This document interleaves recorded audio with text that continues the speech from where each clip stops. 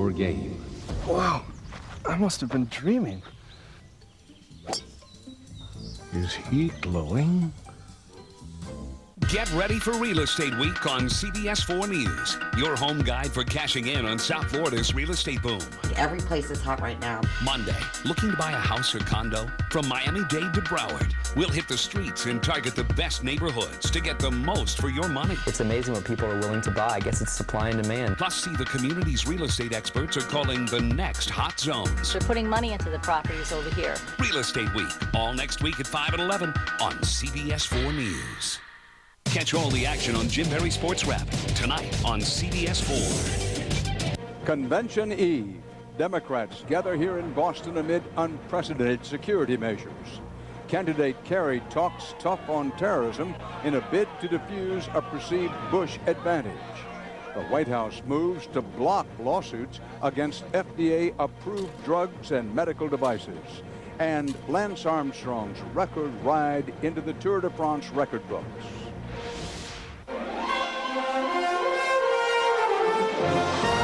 This is the CBS Evening News with Dan Rather reporting tonight from the Democratic National Convention in Boston. Good evening. It is 100 days now, 100 days till American voters elect a president. This week here at the Fleet Center, the Democratic Party will officially nominate Senator John Kerry. The convention opens tomorrow. As you perhaps can hear, they're rehearsing some of it now behind me. And the delegates, thousands of them, are already here.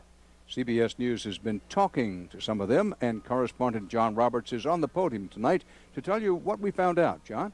Dan, for the second convention in a row, a CBS News New York Times poll has found that the majority of delegates who will be here on the floor describe themselves as moderates. Only 41% lay claim to the mantle of liberal. And while that's more than in the year 2000, by historic standards, liberals will again take a back seat here in Boston. From across America and around the world, they have descended on New England. 56 delegations from California with more than 500 votes to tiny Guam with 12. And while individual delegates believe they represent the party at large, I think so. I think this is a microcosm of America. A closer look at the group reveals their definition of moderate may not match Democratic voters nationwide. For example, nearly twice as many delegates as Democratic voters would permit abortion in all cases. Less than half as many delegates support the death penalty. And far more believe government should be the nation's chief problem solver. I mean, we're the base of the party.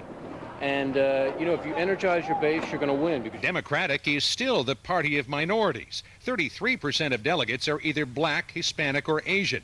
But black representation at the convention, less than 1 in 5 delegates, falls short of their true numbers among Democratic voters. It could be better, but we have to start somewhere and move up. Delegates are also more likely to be union members. They're richer and better educated. They still think Bill Clinton is the party's rock star. And unlike 2000, when he was ignored by Al Gore, want the Democrats to put him to work. I think he should go out and step out and show the people that he's for Kerry. Beyond the parties and party celebration, what's motivating many of these delegates is the chance, as they see it, to right a wrong. 9 in 10 believe President Bush did not legitimately win and are eager for a grudge match. Thank you all for coming. Right. Not surprisingly, more delegates than Democratic voters still see value to these political conventions. But if there is any political significance to the next 4 days, it's how much kick they give John Kerry as he launches toward November. Dan? John Roberts reporting live from the podium. Thanks.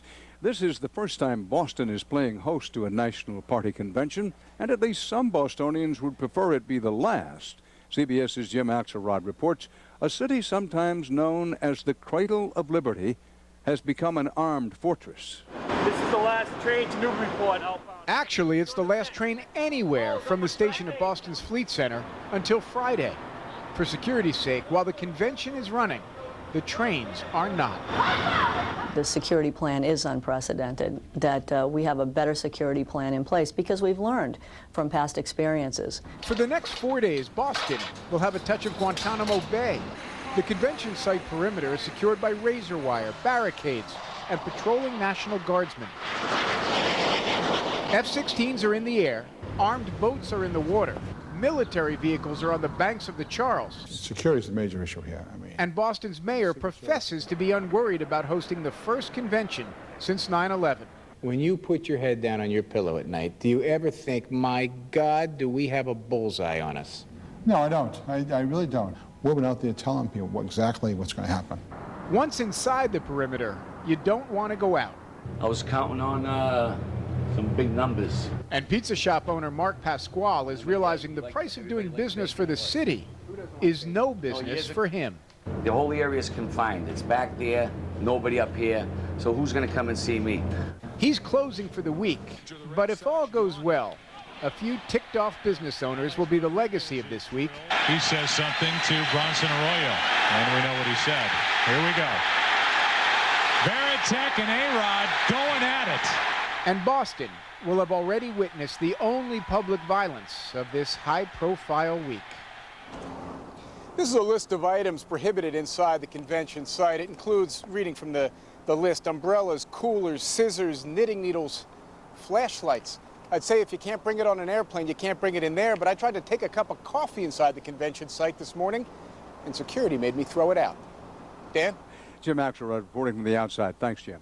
Senator Kerry is campaigning his way to the convention today in Ohio, one of the battleground states that are still up for grabs and may very well decide the election.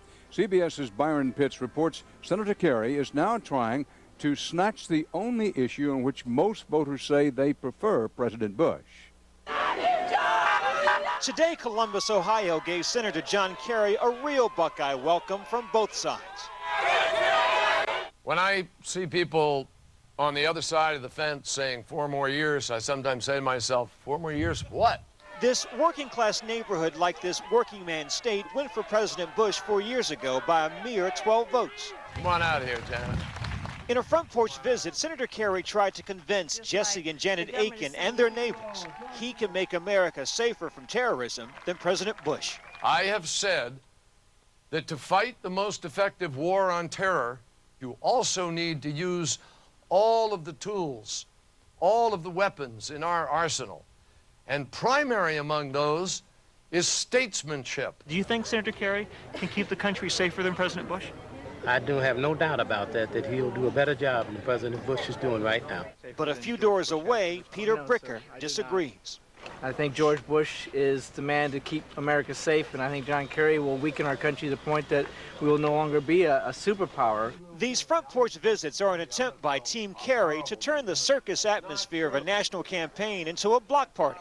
Not a nominee speaking to the nation, but a neighbor chatting with neighbors. You want to go back to Daddy, or you want to come to the White House with me?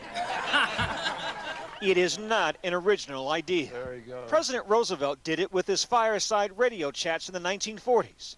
In the 1950s, President Truman's whistle-stop tours allowed the people to rub shoulders with power. In the 1960s, there were President Kennedy's tea parties.